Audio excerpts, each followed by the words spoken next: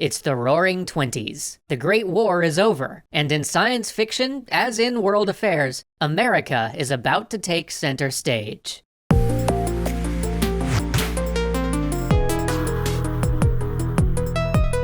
Shelley, Verne, and Wells, these are all European names, but as Europe slowly recovers from the devastation of the First World War, the United States steps forward to begin its 100-year dominance of the science fiction world, and, fittingly, it does so through the use of a cutting-edge technology: pulp.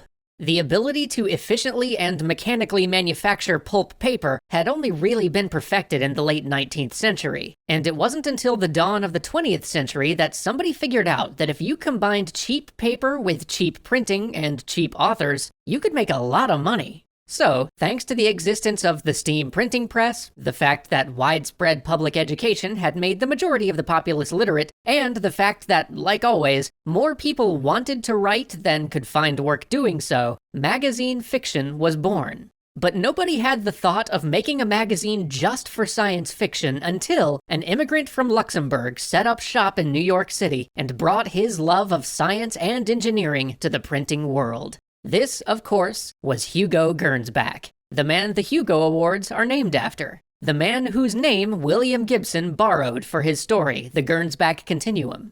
Gernsback was an engineer by trade. He was fascinated by radio, working on it, developing patents for it, putting out magazines about it, and organizing fan groups around it. And in some of these magazines he published about engineering and radio technology, he would, from time to time, include science fiction stories. The bug had him. He had a thought that he couldn't get rid of. What if he could teach people about science by making a science fiction magazine? So he did. He called it Amazing Stories, and people snapped it up. But he didn't have any authors to write for it. He was stuck reprinting old stories, mostly Jules Verne and H.G. Wells, and this did help to bring their work to the attention of American audiences, but it wasn't the future. It wasn't all Gernsback hoped to do. By the third month of release, Gernsback realized he had art for the cover of the magazine, but no story to go with it. So he put out the call. There was to be a competition,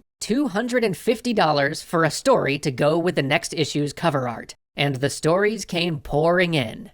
People started to realize there was money to be made in writing science fiction. Not good money, sure, but you no longer had to be a superstar like Verne or Wells to make a living writing sci-fi. And so the community of writers working in the genre began to grow. At the same time, Gernsback established a column where he would print letters from fans. He would include their full addresses, and soon a fan community sprang up with people from towns all over America. People from small towns where perhaps no other single person liked science fiction would start writing letters to each other. But Gernsback had one failing. He just wasn't a very good businessman. He was quite slow to pay his authors. Now, whether this was out of greed, as some people claim, or simple mismanagement, it began to hurt his business. The best authors turned to other pulps to get their work published, and we are going to talk about them over some of the next few weeks. Gernsback's own philosophy hurt him as well. In wanting to make science fiction educational, he would commission stories with these long expository sections where characters went on and on about the cutting edge of science. And while that might not have made for the most engaging stories, you can at least argue that the decision had some merit.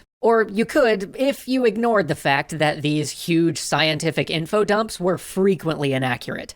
Though he was an engineer and a scientist himself, Gernsback often published pseudoscience, regularly falling for the crazes about ESP, telepathy, or communing with the dead. And even when the big expository paragraphs found in Amazing Stories were about legitimate scientific topics, they were often written by writers who had no real background in or knowledge of science. But they did know that Gernsback would publish their stuff if they had a big, long speech about physics in it. And so, many inaccuracies slipped through. Then, the Depression hit. Soon, Gernsback was forced to declare bankruptcy and to hand control of Amazing Stories over to other people. But just in that short time, Gernsback cemented what we to this day think of as the look and feel of sci-fi. It was his Art Deco retro-futurist covers that defined what a ray gun, a robot, and a rocket looked like. It was also his covers which gave us those fonts which still evoke sci-fi to us a century later. By letting people know that they weren't alone, that they weren't weird or deviant for liking science fiction, Gernsback created the fandom that so passionately sustains sci-fi, and from which so many great sci-fi authors have emerged. And simply by providing a venue for shorter, smaller pieces of science fiction, he created a community of writers who could begin the intellectual discussion around sci-fi, who could bounce ideas off of each other, and press each other to answer the question of what it was they were really doing by writing about these marvels. Were they just writing westerns with space monsters here, or was there something more to this?